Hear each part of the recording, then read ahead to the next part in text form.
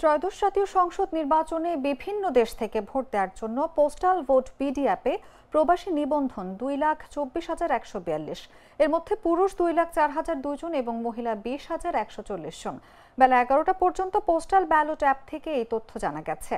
নিবন্ধনের পর নির্দিষ্ট সময়ে সংশ্লিষ্ট প্রবাসীদের ঠিকানায় ব্যালট পেপার পাঠিয়ে দেবে নির্বাচন কমিশন। রোববার সকালে ইসির ওয়েবসাইট থেকে বিষয়টি জানা গেছে। গত 19 নভেম্বর থেকে বিভিন্ন দেশে বসবাসকারীদের নিবন্ধন শুরু হয়েছে, চলবে 25 ডিসেম্বর পর্যন্ত।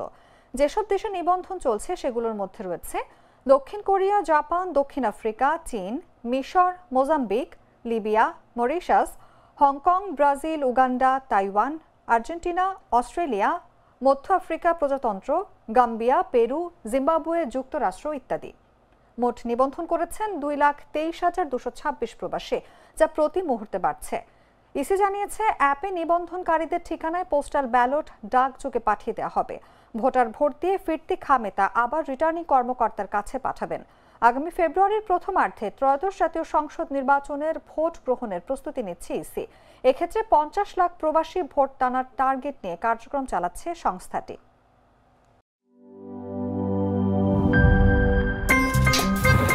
আমার একটা স্মার্ট সিদ্ধান্তে 25% গ্যাসের খরচ কমেছে। ভাবছেন কিভাবে?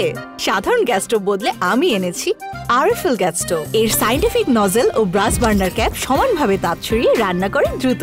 তাই গ্যাসও বাঁচায় 25%, টাকাও বাঁচে 25%। আরএফএল গ্যাস স্টোভ নিরাপদ ও গ্যাস সাশ্রয়ী।